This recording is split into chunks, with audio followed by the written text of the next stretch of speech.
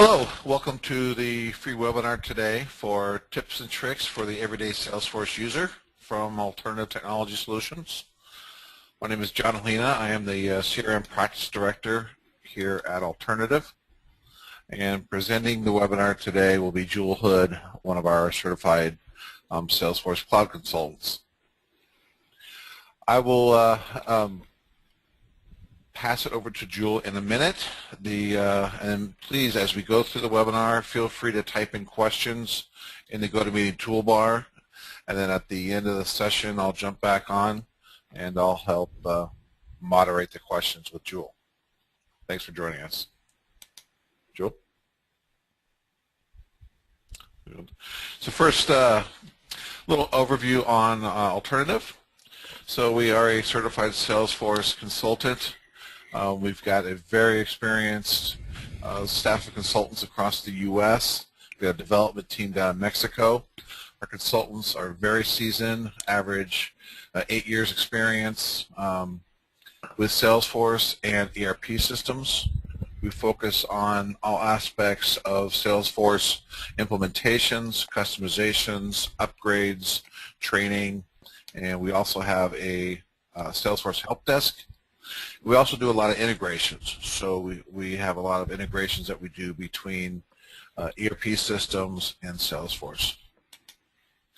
So as I mentioned, we're located here in Southern California, but we've got a team spread throughout the U.S., about 500 customers to date, and we continue to grow.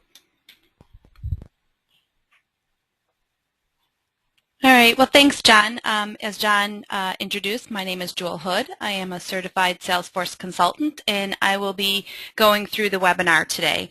Before we get started, I just wanted to point out that Alternative Technology Solution is a partner, Cloud Alliance and AppExchange partner with Salesforce. All right, so we're going to get started. The webinar is about 30 minutes long, and it is set up for our end users. We're going to talk about efficiencies, tips in building efficiencies that end users can take advantage of in their Salesforce. Some of these do need to be enabled by an admin. Some of these the admin may be aware of, but maybe not their end user. They may be assuming their end user knows about them and taking advantage of them. In fact, they might not be. So this is the analogy that I think about, okay? We all have devices, our smartphones, our cameras, that have maybe 20, 50, 100 different modules or really cool features. But are we really utilizing all of them? I know I'm not. I utilize probably the top 3 that I need to use to, the reason why I bought the device, right? But if I took some time to actually read the manual or went on a webinar and found out more about it, there might be 5 other features that would build a lot of efficiencies in my day, right? So in talking to our customers and listening to them and finding out what we assumed a lot of them knew that were available, features that were available in Salesforce that they knew about, we're finding that that's not always the case. So that's why we designed this webinar. And my hope today is that you pick 1 or 2 or maybe all 5, and you can go back to your desk this afternoon and start using these features and building those efficiencies. The efficiencies that we're going to talk about, they're going to go around these themes. How to find your customers' data faster. Okay, how to flag certain accounts or contacts the way that you want to flag them, and then you can quickly go and find those flags. How to segment your book of business, your opportunities, or your accounts and contacts in a way that you need them segmented to focus on what you want to focus on today, next week, or for this hour. Okay? We're going to show you a few different ways to quickly update your records with minimal clicks without having to drill into every single record to have those updates occur. And then we're going to talk about some ways to automate some customer communication. Those are the efficiencies we're going to talk about. All right, so these tips and tricks, I categorize them in two buckets when I think about ways to build efficiencies in using my Salesforce. And the two buckets, the way I define them is, the first bucket is, how can I quickly find the information that I want to find? I don't want my accounts and contacts, my opportunities get lost in this database. I want to be able to find the information I'm looking for quickly. Don't waste my time trying to find that record, right? The other bucket is, how can I utilize the system and some of these features that are out there to have information pushed to me? Okay? So how can I get information that's important to me and the time that I need it pushed to me? These are going to build efficiencies in my day. The first thing we're going to talk about is global search. And the reason I put global search in this webinar is because within Spring 12, our global search changed. It was updated. So you may be already comfortable and used to this, but I thought it would be worth talking about it for a few minutes. Global search is up in your banner right here, and it can be your best friend. It should be your end user's best friend, okay? This is how you can quickly search for specific records or tags within your database. Even if you don't remember the full name of the account, you can put in a few characters, use wildcards, and you can find that specific record in that global search. You can also search within your chatter posts. All right, what's the difference in Spring 12? If you haven't figured it all out yet, I'm going to explain that. Okay, the first thing you need to know if your global search isn't there is you have to have chatter enabled from your system admin, okay? And the main difference here with Spring 12 is that our global search became a smart search. So Salesforce now, for every user that is logged in, it's tracking your behaviors, okay? So when you go into a global search, it's going to bring up the objects that you spend most of your time in that order and say, here's the records, here's the phrase that we found in these objects, and we're going to float the ones that you spend most of your time in up to the top, okay? Then you can apply filters to your search and customize your fields to your search to keep narrowing it down to find the exact record that you're looking for, okay? And I'm going to demonstrate that in a second. The other thing I wanted to point out, like I said, is once you put in that string of text in your search bar, you can then decide, do you want to search in your chatter feeds or in your records? So if you're using chatter in your organization and it's organically growing and more groups are in your chatter and utilizing chatter, this global search is really going to help you in going in and finding those specific chatter posts or that important information in your chatter. Okay? I mentioned that once you search on a specific text or string of text, that it's going to bring up the objects, not in alpha order, but in the order where you as a user spend most of your time. Well, maybe that is going to be annoying to you, right? So if it is, you can put a push pin and say, I don't care where I spend most of my time. I always want opportunities to be at the top of the list. Well, you have that flexibility by putting a pin, this push pin, in that object. And then opportunities will always be first, and then it uses its smart search features for the rest of the topics. Before I demonstrate the global search, I thought I'd bring up different ways you can refine your results. I think we're probably all familiar, if you're using global search today, about the asterisk. That's our wildcard. It actually assumes an asterisk, so you don't even have to type it in. It's that smart, right? So you start putting in some text, and it's going to assume that asterisk as your wildcard. But here's a few more that you might not know about. You can use a question mark for a single character.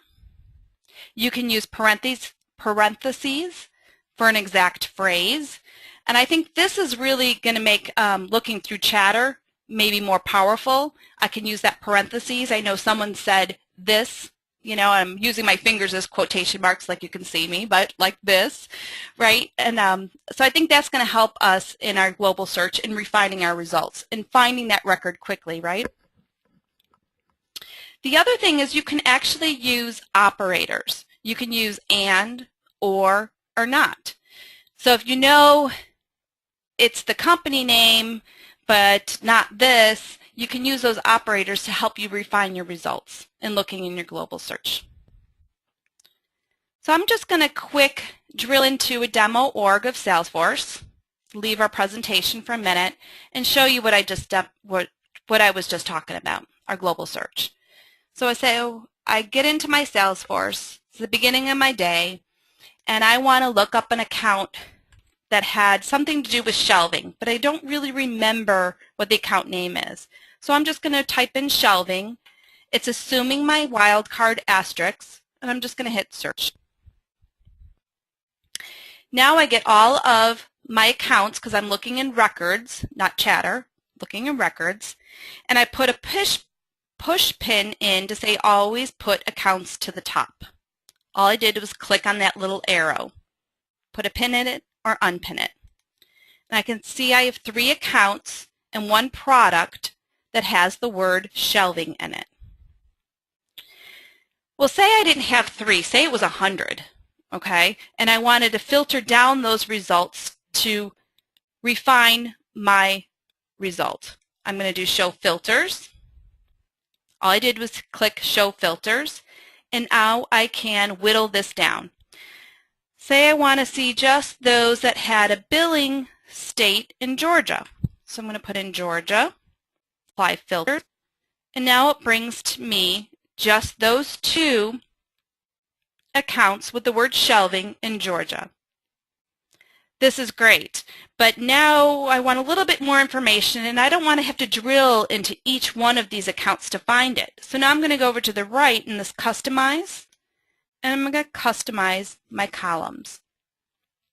I'm going to add in the phone number and the owner,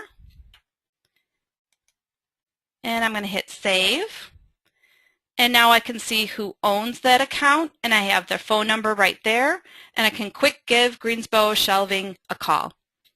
So I quickly was able to find, I knew I had to call an account on shelving, didn't remember the name, put it in my global search, got my phone number, can make my call, and I didn't even have to drill into my record. Saved me some time. I'm going to go back to our PowerPoint, switch topics, talk about another tip, and that's using tags. I don't know how many of you are using tags, but tags is a way that you can quickly flag certain objects, records, accounts, contacts, opportunities as a user to something that means something to you. You can search for those tags in your global search. And you can also quickly filter on those tags to find a group of records that are tagged the same. Now, to tell you the truth, when I first went to an admin class, Salesforce admin class, about 5 years ago, when they started talking about tags, I didn't get it. I'm like, who would ever use tags? It's silly, right? But then as I've been meeting more and more customers and more comfortable with the tool, I found out that tags is pretty cool. And it's something that most customers are not using, and they can quickly enable. There's no configuration for it, and their end users can take advantage of tagging their records. I had a customer, a couple months ago, that we just went live, and they called me and said, one of our sales reps has this coding system, this numbering system that they love, 1, 2, 3. And that's how they know, which of their accounts are hot, cold, or warm, or whatever that those numbers meant to them. They would like to keep that system now that they're using Salesforce. Can you help us out? So I quickly went into administration mode, let's make a custom object. It's going to be a pick list. What's your structure? How we're going to roll this out? And then it hit me. We are way over engineering for this one sales rep to want to flag or tag some of their records. All we had to do took 1 minute, enable tags, say we wanted it on accounts, and we were done. Now, as a Salesforce user or an end user, they can use their numbering system and then can quickly flag, tag their accounts and filter by that to something that means something to that end user. Because you can have personal tags for that end user, their own system, or you can have public tags for the entire organization to share. And I don't have to worry about it as an admin. I don't have to add this field. I don't have to maintain it. I don't have to roll it out. But if I had some turnover and that sales rep is no longer with me, I can just go out there and quickly clean up all their personal tags. So it's not a maintenance issue for me either. I think I'm going to demonstrate that real quick. All right, so let's go into this USA shelving, okay? And here I can see that tags were enabled. So I can do edit tags. It's right over here on my screen on the right-hand side. And I can add a personal tag or a public tag. Public tag is anywhere anyone in my organization can see. A personal tag, just me as the end user, the one that's logged in, can see. Okay? So I can put in a tag that means something to me. I can see they already have a tag called Dreamforce. So for me, I like to tag certain accounts that are interested in going to Dreamforce, have gone to Dreamforce before, so then I can quickly find that group of accounts that are interested in Dreamforce so I can give them a call so I can meet with them and take some training with them. Okay? I can also use the tag, maybe I put golf as a golfer, or however I want to use it as an end user. So I can tag that record. Okay? Then now they've been tagged. I can go in my tags and I can see for Dreamforce I have 6 accounts that have been tagged Dreamforce. And I can apply filters just like I did with my global search. I can customize my columns just like I did with my global search and find and drill in and find that specific record that I'm looking for or that group of records that I'm looking for. So there's a pretty cool way to quickly have your end users use tags to help them organize their book of business. The next thing I thought I'd talk about is list views. You want to make sure that your end users are using and have that skill set of how to create custom list views. List views is a great way, without running a report, without creating a report, to quickly create a segment of the records in that object, your accounts, your contacts, your opportunities. It's very easy to do. It's not difficult, but you want to make sure that everyone is utilizing their list views. So if you quickly wanted to find these are the accounts that were part of this campaign that are in Georgia, or whatever your criteria is, you can create a list view and you can save it. Say there's a specific view you want to see every day or once a week or once a month. You can create that list view and it always will be there.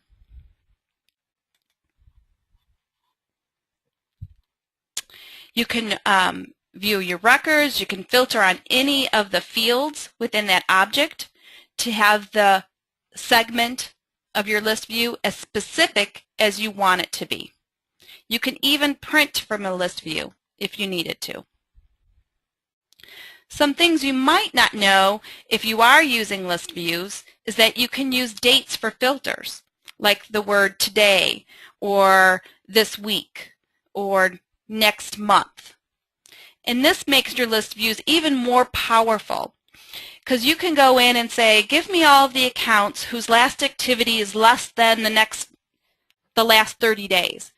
These are the accounts that I might be neglecting. I have no activity the last 30 days. And I don't have to keep going in and changing the date values because I'm using this date filter of last 90 days. Or these are the opportunities whose close date is next month. And then I can use that same list view month after month, week after week, and it's saved for me. And it always will bring me up a quick view of all my opportunities whose close date are next month, so I can manage to that list view. You can also use operators such as not equal to, so not equal to today, or the field is blank, and that gives you more power in that list view.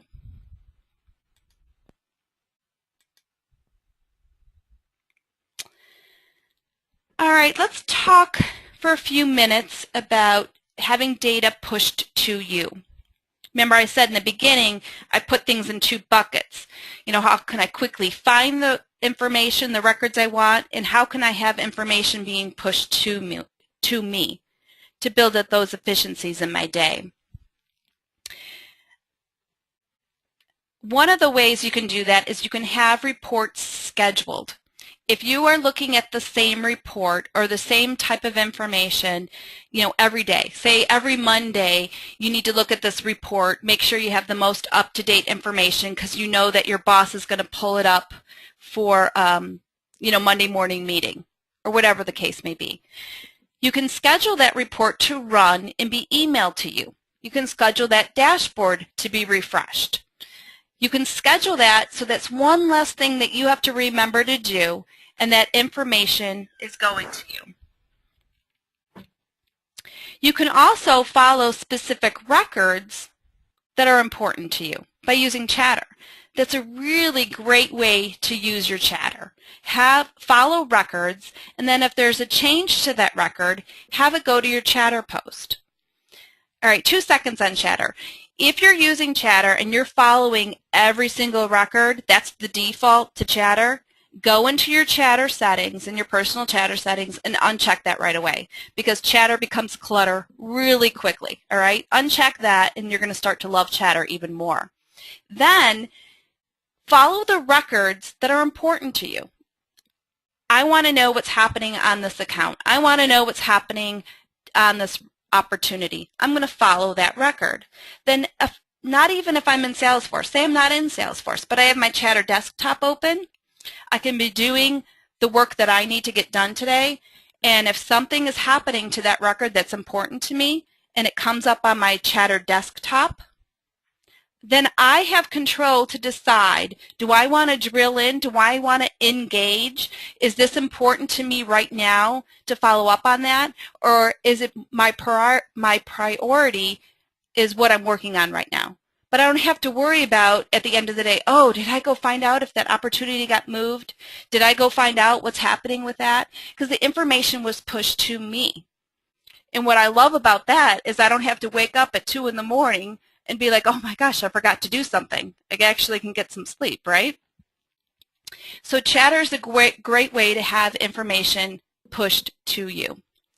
The other thing to do is take a look at all the things that you do every day to push that opportunity to the next stage, or whatever your workflow is, okay, or whatever task you have, and say, is there anything there that I can automate?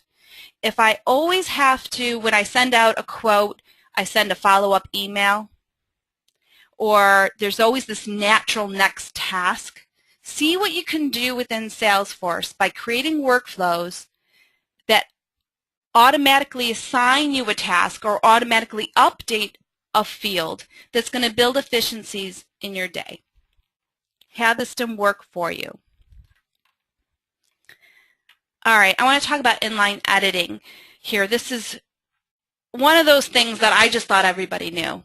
And I was finding a lot of our customers or users were not taking advantage of. And this is going to save time. This is really going to save a lot of time. And this is inline editing. If you have this little pencil, you see where the arrow is, and you can double click that, you can edit a field right there. Okay, and here's different ways you can use that.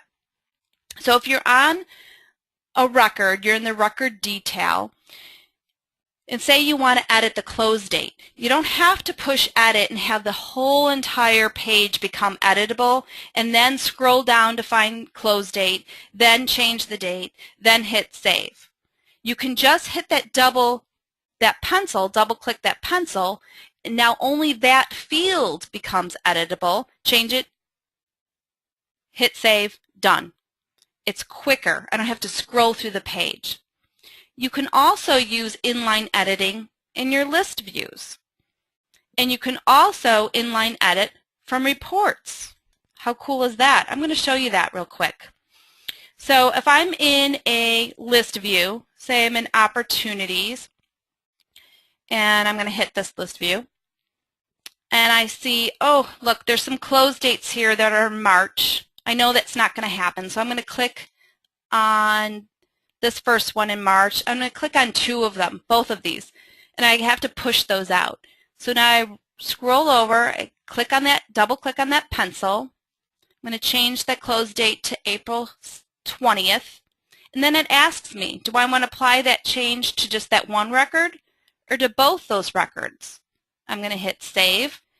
Now I just changed the close date to two records by going to my list view and doing my inline editing. I didn't even have to drill into that opportunity. That saved me a ton of time. I might be managing my opportunities from a report and not a list view. So how can I edit from there to save me some time? How to do that is you have to create a field. You're going to need your admin's help to create this click to edit field. So now I'm in a report, and if I see a specific record that I need to update, I just hit edit. Now it brings up that record in another window. I can make my change. I don't know why I would change it from closed one, but we will for the sake of demonstration here. And then I go back to my report, and I can go on further down, and I can continue to edit my records. It opens it in another window. Make my change, hit save, and then go right back to my report window. And now I'm editing from my report. That can save you a ton of time as well. We're building efficiencies. Real quick, and then we're going to open it up for questions, so I'm hoping you're adding questions to our chat. A couple of other time savers, email templates. I am so guilty of this. How many times do you send the same email over and over again? And if I would take 10 minutes and build that email template, it would save me a ton of time. I don't have to rethink how to open that email. What do I want to say in that email? Create the email template for your end users. Make sure you save it in a folder that makes sense. You have a really good description on what it is so they can quickly find the email template that they want. And that's going to save them time. It's going to save your end users time and build those efficiencies. If you're using social sites to do some of your profiling, you can start doing that right now. So say you were looking up a contact, maybe you checked me out before you came on, I don't know, and I go into my contact record, Jewel Hood. I can look in some of these social sites, LinkedIn. There she is. There I am. And I can do some of my profiling from social right here in Salesforce. You can also do some research with data.com. I went to my all tabs, my plus sign at the end here, and I went down to data.com. Now, free version just lets you look up accounts and contacts, but you can't update anything in Salesforce. But you can get some information. So I did a search on alternative, and it gave me all of these companies with that name in there. Okay? I can look for contacts at that company, and it'll show me what contacts are at that company. And that's what you get with the free version of data.com. And that's available in your Salesforce. It's available in everybody's Salesforce. Then there's a paid version where you actually get more information about the company or the contact, and then there's, a fee to actually take that information and cleanse your data by putting that information and updating your records.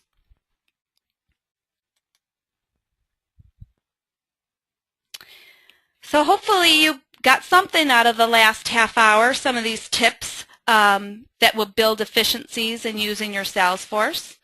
I really enjoyed presenting those tips to you. And now I'm going to open it up for questions. All right, thanks, Jewel. We've got a couple questions here from Jeff. His first question is, can you put multiple tags on one account? And the answer is yes. So now remember, you have private and public, and you can put multiple on either one, private or public, and you can always go in and delete those or change those tags.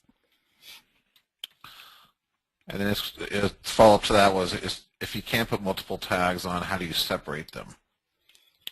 Yeah, so go into your Salesforce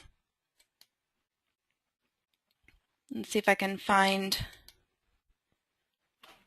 So here's one that has Dreamforce and Golfer. Okay, and I can even put a third. Can't think of one right now. Put another sport in there. So now I have the 3 personal tags, and say I just want to see who's a golfer. I'm just going to click on golfer, and now it's just filtering on the golfer. And all I did was just click on that one. I could do a search here when I'm in the tags. I'm hitting Dreamforce search, and now it just brings up Dreamforce. So as you're adding the tags, they're naturally being separated. And then I can go over here in my personal tag usage, and I can actually see if I forgot what kind of tags I was using. I have 4 unique out of possible 500, and personal tag applications 10 out of 5,000. So you can see you can use quite a few tags, up to 500. Hopefully that answered your question, Jeff. All right, and Jeff also asked if you get a copy of the PowerPoint presentation.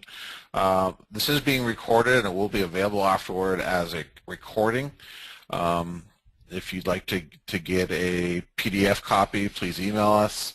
If you want a PowerPoint version, just identify that in your email, and we'll contact you and work with you to get something that you can manipulate and apply to your own users.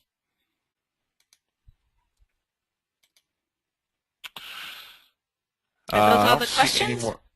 I don't see any more questions this week, but just thank everybody for joining us, and just want to reiterate this.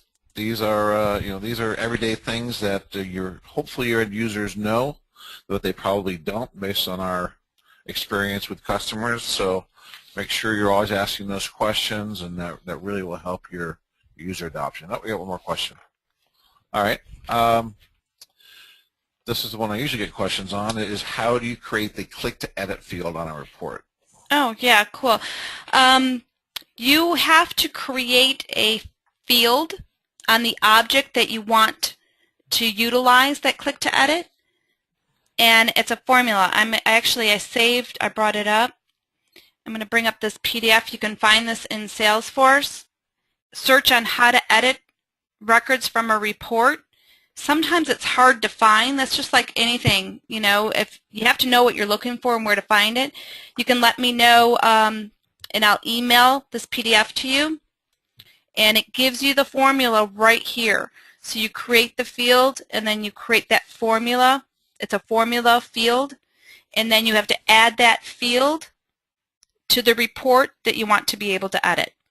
So you create a field, then you add the field to your report. So if you can't find it in searching, give me an email, send me an email, and I can send you off that PDF, and it'll take you 2 minutes to get that ready to go. All right. But it has to be an admin, someone that can actually add a field. Thanks for that question. Any other? I think that's our last question today. So thanks Jewel. Thanks everybody for joining us. Feel free to contact us afterwards if you have any additional questions on additional training support that we could provide either you or your end users directly.